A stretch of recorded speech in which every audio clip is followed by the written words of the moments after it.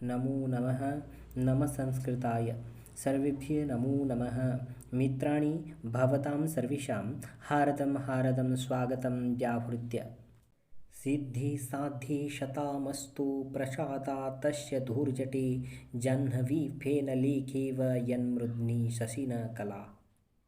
मार्गं तावत् शृणु कथयत त्वत्प्रयाणानुरूपं सन्देशं मे तदनु जलद श्रोष्यसि स्तोत्रपेयं खिन्नः खिन्नशिखरिषु पदं न्यस्य गन्तासि यत्र क्षीणः क्षीणपरिलघुपय स्त्रोतशां चोपभुज्य। हे जलद तावत् कथयतः मतः त्वत्प्रणयानुरूपं मार्गं शृणु तदनु स्तोत्रपेयं मे सन्देशं श्रोष्यसि यत्र खिन्नः खिन्नशिखरिषु पदं न्यस्य क्षीणः क्षीणः सन् स्तोत्रशां परिलघुपयस्य उपभुज्य गन्तासि। ଏଠାରେ ଯକ୍ଷ ପିଲେ ମେଘକୁ କହୁଛି ଯେ ହେ ମେଘ, ତୁମେ ପ୍ରଥମେ ମୋ ଠାରୁ ତୁମର ଯାତ୍ରାର ଅନୁକୂଳ ମାର୍ଗ ବିଷୟରେ ଶୁଣ, ତାପରେ ମୋର ମନର ଯେଉଁ ବ୍ୟଥା ଅଛି ମୁଁ ତୁମକୁ ପରିପ୍ରକାଶ କରିବି।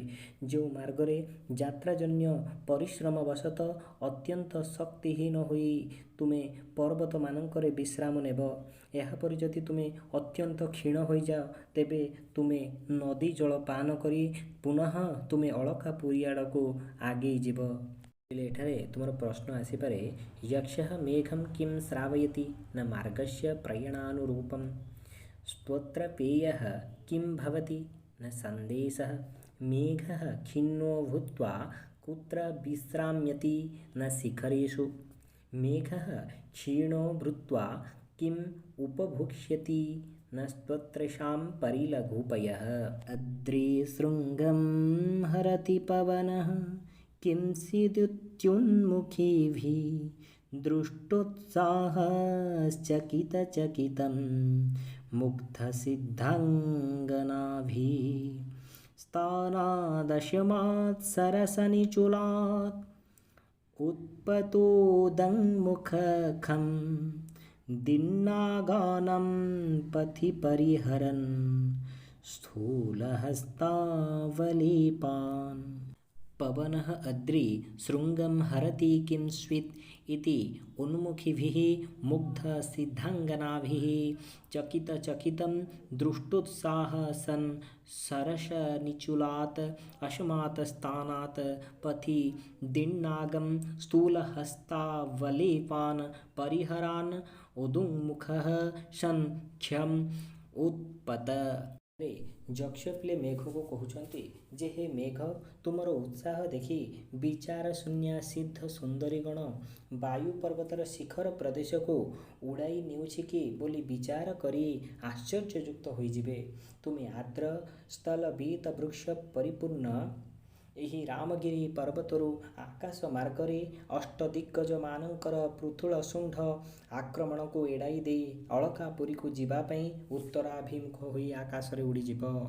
ଏଠାରେ ଯକ୍ଷ ପିଲେ ମେଘକୁ କହୁଛନ୍ତି ଯେ ହେ ମେଘ, ତୁମେ ଯେତେବେଳେ ଆକାଶ ମାର୍ଗରେ ଯେତେବେଳେ ଉଡ଼ିକି ଯେତେବେଳେ ଯାଉଥିବ ସେତେବେଳେ ସିଦ୍ଧାଙ୍ଗନାମାନେ ତୁମକୁ ମୁଖ ଉତ୍ତୋଳନ କରି ଦେଖିବେ। ସେମାନଙ୍କର ଧାରଣା ହେବ ଯେ ସତେ ଯେପରି ପବନ ପର୍ବତର ଶୃଙ୍ଗ ଖଣ୍ଡକୁ ଉଡ଼ାଇ ନେଉଛି କି। ହେ ମେଘ, ତୁମକୁ ସିଦ୍ଧାଙ୍ଗନାମାନେ ଆଶ୍ଚର୍ଯ୍ୟ ହୋଇ ଚାହିଁଥିବେ। ସେତେବେଳେ ତୁମେ ଉତ୍ସାହିତ ହୋଇ ଏଠିକାର ସୁନ୍ଦର ପୀତସକୁଞ୍ଚ ପରିଶୋଭିତ ରାମଗିରିରୁ ଉତ୍ତର ଦିଗକୁ ଗମନ କରିବ। ପିଲେ କିନ୍ତୁ କ'ଣ ହେବ ନା ସେତିକି ବେଳେ ଏକ ବ୍ୟତିକ୍ରମ ଦେଖାଯିବ। ଆକାଶରେ ଦିଗ୍ଗଜମାନେ ସେମାନଙ୍କର ପୃଥୁଳ ଥୋଡ଼ ହସ୍ତରେ କ'ଣ କରିବେ ନା ଜଳ ଗ୍ରହଣ କରିବା ପାଇଁ ମେଘ ପଥରେ ବିରାଜମାନ କରିବେ। ଫଳରେ ମେଘର ଗତିପଥ ଅନ୍ତରାଳ ସୃଷ୍ଟି ହେବ।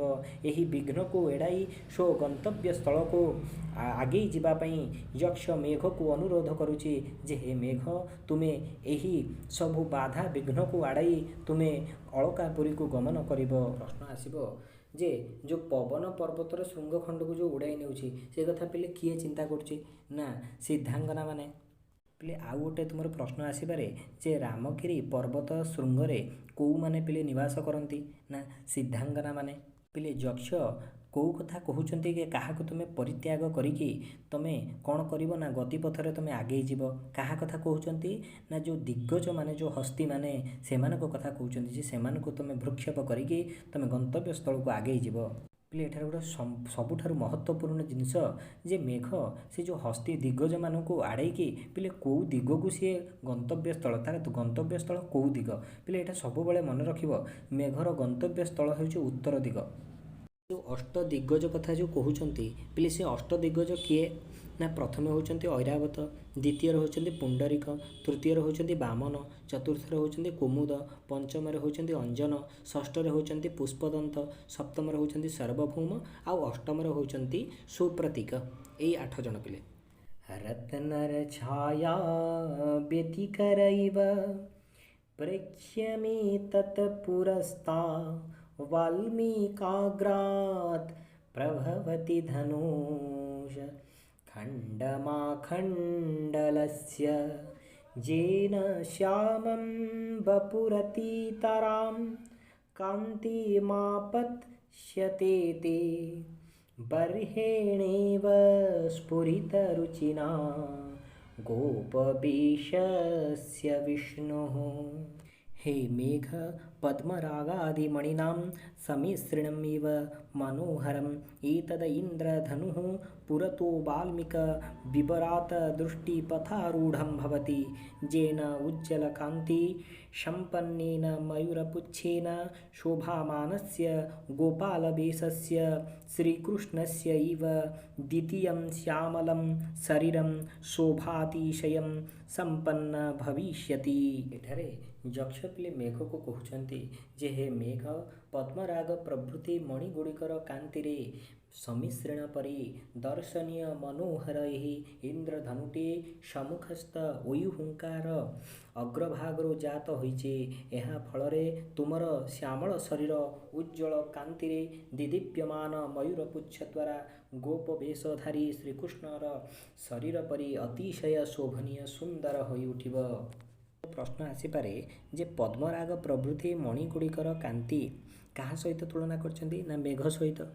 ଆଉ ଇନ୍ଦ୍ରଧନୁଟି ଜାତ କେଉଁଠାରୁ ହୋଇଛି ନା ଉଇହୁଙ୍କାର ଅଗ୍ରଭାଗରୁ। ପିଲେ ଏଠାରେ କେଉଁ ଦେବତାଙ୍କର ଉପମା ଦେଇଛନ୍ତି ନା ବିଷ୍ଣୁଙ୍କର। ପିଲେ ବିଷ୍ଣୁଙ୍କର ବର୍ଣ୍ଣ କେଉଁ ଭଳିଆ ଶ୍ୟାମଳ ବର୍ଣ୍ଣ ଆଉ ମେଘର ମଧ୍ୟ ଶ୍ୟାମଳ ବର୍ଣ୍ଣ। ତୋଜ୍ୟାୟତଂ କୃଷିଫଲମିତି ଭୁବ୍ରିଲାଶାନଭିଜ୍ଞୈଃ प्रीतिर्स्निग्धैः जनपदवधू लोचनैः पीयमानः सद्यः क्षीरोत्कर्षणसुरभिः क्षेत्रमारोह्यमालं किञ्चित् पश्चाद् वज्रलघुगतिर्भूय एवोत्तरेण ऋषिफलं त्वयि आयतम् इति प्रतिस्निग्धैः भ्रुविलासनभिज्ञैः जनपदवधूलोचनैः पीयमानो मालं क्षेत्रं सद्य क्षीरोत्कर्षणसुरभिः आरुह्य किञ्चित् पश्चात् लघुगतिः सन्भूयः उत्तरेण एव ब्रज। ଯକ୍ଷ ପିଲେ ମେଘକୁ କହୁଛନ୍ତି ଯେ ହେ ମେଘ କ୍ଷେତର ଫଳ ତୁମର ଅଧୀନ ଏଣୁ ସ୍ୱାଭାବିକ ସ୍ନେହରେ ଆର୍ଦ୍ର ତଥା ଭ୍ରୁବିଳାସରେ ଅନଭିଜ୍ଞ ଗ୍ରାମୀଣ ସ୍ତ୍ରୀମାନଙ୍କ ନୟନରେ ଆଦରପୂର୍ବକ ପରିଦୃଷ୍ଟ୍ୟ ହେଉଥିବା ତୁମେ ସଦ୍ୟ କର୍ଷିତ ମାଳ ନାମକ ଉଚ୍ଚ ଭୂମି ବା କ୍ଷେତ୍ରଗୁଡ଼ିକୁ ବୃଷ୍ଟିରେ ସୁଗନ୍ଧିତ କରାଇ କିଛି ସମୟ ପରେ ଶୀଘ୍ର ଗତିକୁ ଅବଲମ୍ବନ କରି ପୁଣି ଉତ୍ତର ଦିଗକୁ ଚାଲିଯାଅ। ପିଲେ ମେଘକୁ କହୁଛି ଯେ ହେ ମେଘ ଧାନ୍ୟାଦି ଶସ୍ୟଗୁଡ଼ିକ ତୁମର ଅଧୀନ। କୃଷିକାର୍ଯ୍ୟ ବର୍ଷା ଋତୁର ଜଳବୃଷ୍ଟି ଉପରେ ନିର୍ଭର କରେ। ଏହି କଥା ଭାବି ସ୍ୱାଭାବିକ ପ୍ରେମ ଆର୍ଦ୍ର ଦୃଷ୍ଟିରେ ଗ୍ରାମ୍ୟ ବଧୂମାନେ ତୁମକୁ ଆଦର ସହିତ ଯେତେବେଳେ ଦେଖିବେ ତୁମେ ମାଳ ନାମକ ପଡ଼ିଆ ଭୂମିକୁ ଉଡ଼ିଯିବ ଏବଂ ସେଠାରେ ଜଳବୃଷ୍ଟି କରି ତତ୍ରତ୍ୟ ଭୂମିକୁ ଭୂମିକର୍ଷଣ ଜନିତ ସୌରଭ ସମ୍ପନ୍ନ କରାଇ କିଛି ସମୟ ପରେ ଉତ୍ତର ଦିଗକୁ ଦ୍ରୁତ ଗତିରେ ଚାଲିଯିବ। ପ୍ରଶ୍ନ ଆସିପାରେ କୃଷିଫలం କସ୍ୟାଧୀनं ଭବତି ନା ମେଘସ୍ୟ का भ्रुविलासा नभिज्ञै भवन्ति न जनपदबद्धः क्षीरोत्कर्षणसुरभिः किं भवन्ति न मालाक्षेत्रं। मेघः मालाप्रदेशं गत्वा पुनः कस्य दिशि गच्छेत् न उत्तरदिशि। कस्मिन् प्रदेशे जनपदबन्धवः भूविलासनाभिज्ञाः भवन्ति न मालाप्रदेशे।